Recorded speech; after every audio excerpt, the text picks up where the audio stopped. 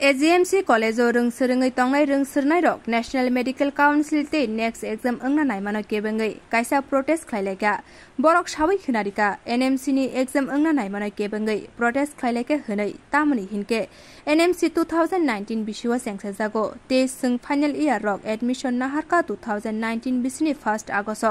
aro swijak tongo je furu NMC kaisa choliwi tongo afuruni shimino je batch choliwi tongnai borok exam rina nangya hunai basically je theory exam dina bagai je practical khlaijago a exam dina bagai shimi sungna phurungjago phiaba NMC rok atomsa rungsrnai rokno online exam mari nai computer based exam mari nai hune sawo abni bisingo a exam center Agartala bo gurei te Bwskang 28 July bo kaisa mock test exam ongnai abo silchoro abni logi logi NMC rokni bkhakte bo saklaijaka next exam bo computer based exam ongnai abo bo internship ni sikang te final exam riwai paye internship riwai manai hne sawo abni bisingo joto rungsrnai rok final year ro mangse te kaini subject pass khlaijak haipone se te wasa exam mari nai hne samanai kebengai ashalo protest khlaileka AGMC college ni rungsrnai rok আমরা প্রস্তুত হয়েছি কিন্তু NMC হঠাৎ করে আমাদের বলল যে আমাদের অনলাইন এক্সাম দিতে হবে কম্পিউটার বেসড এক্সাম যেটার আমাদের সেন্টারও আগরতলা নেই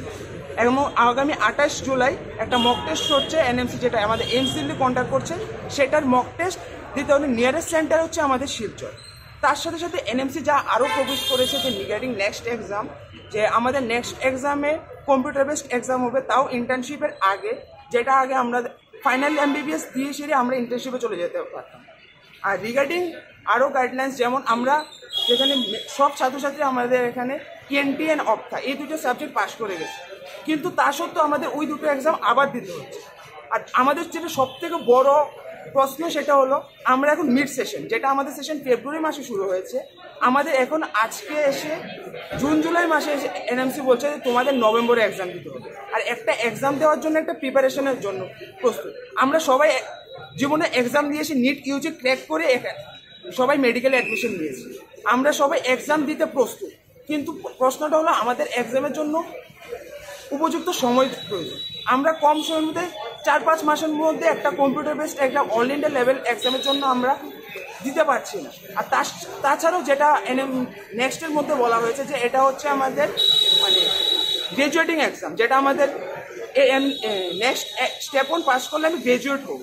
অ্যান্ড তার সঙ্গেই বলা হচ্ছে যে next step 1 is also a competitive exam যেটা আমাদের কম্পিটিটিভ এক্সাম হচ্ছে রিগার্ডিং আমাদের পোস্ট গ্রাজুয়েশন আমরা আগামী দিনে যদি আমরা পোস্ট গ্রাজুয়েশন করতে চাই বিভিন্ন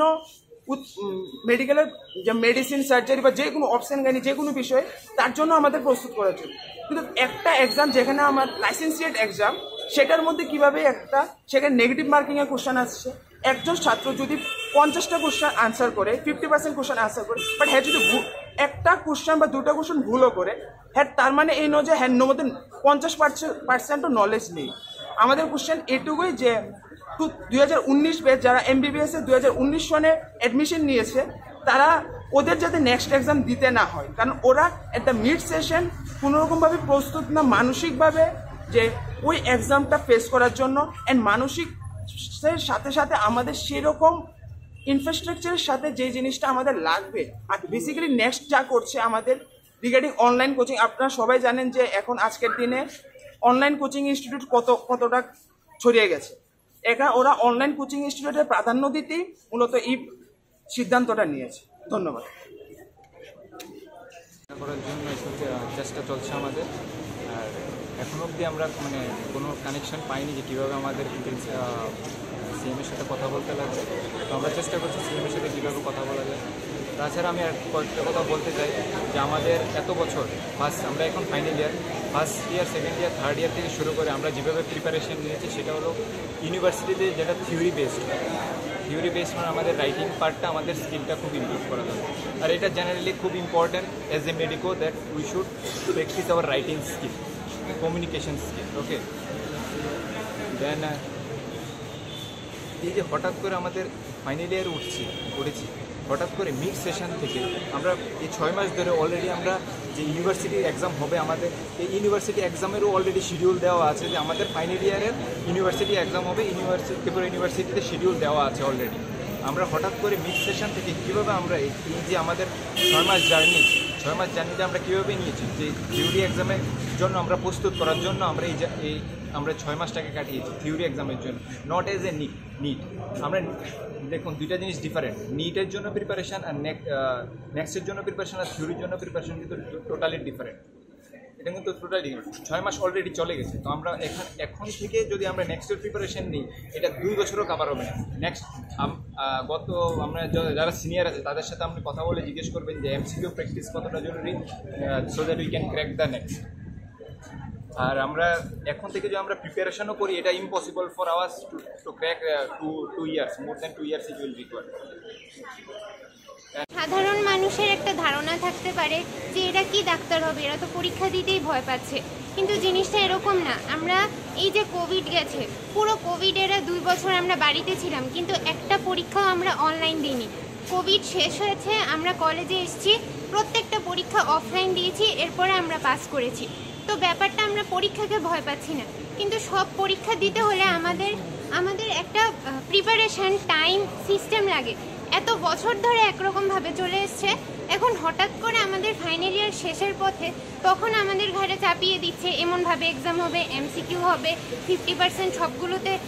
সবগুলি 19টা সাবজেক্ট, এগুলোর মধ্যে সবগুলো সাবজেক্টে 50%-এর উপর না পেলে আমরা পাস না। আমাদের আবার নেক্সট 6 মাস পরে আবার পরীক্ষা দিতে হবে যেই সাবজেক্টটাতে আমরা ফেল করব। তো এরকমভাবে হঠাৎ করে চাপিয়ে দিলে আমরা কি করে মেনে নেব? এটা আমাদেরও তো একটা প্রস্তুতি লাগে না যে মেনে নিতে। আমরা জানিও না যে এই পরীক্ষাটা কিভাবে হয়েছে, কোনো আমাদের ধারণা নেই। আমাদের কলেজে আমরা কি করি, পোস্টিংয়ে যাই, আমরা শিখি, হসপিটালে যাই, আর এই পরীক্ষা হবে এমসিকিউ বেস, যেটা নিট পিজি এমসিকিউ বেস হয়। সবাই ইন্টার্নশিপ করে এরপরে এই পরীক্ষাটা দেয়। গ্র্যাজুয়েশনের জন্য এন্ট্রান্স দিতে হবে, এটা আমি আমরা কেউ মেনে নিতে পারছি না যে শুধুমাত্র একটা গ্র্যাজুয়েশন এমবিবিএস এটার জন্য কেন আমরা এন্ট্রান্স পরীক্ষা দেব। একবার নিট ক্র্যাক করে আমরা এসছি, এই কলেজে অ্যাডমিশন নিয়েছি, সবাই আমরা কাট অফ ক্লিয়ার করে এসছি, আবার কেন এন্ট্রান্স? এটার জন্য বিষয়টা হচ্ছে যে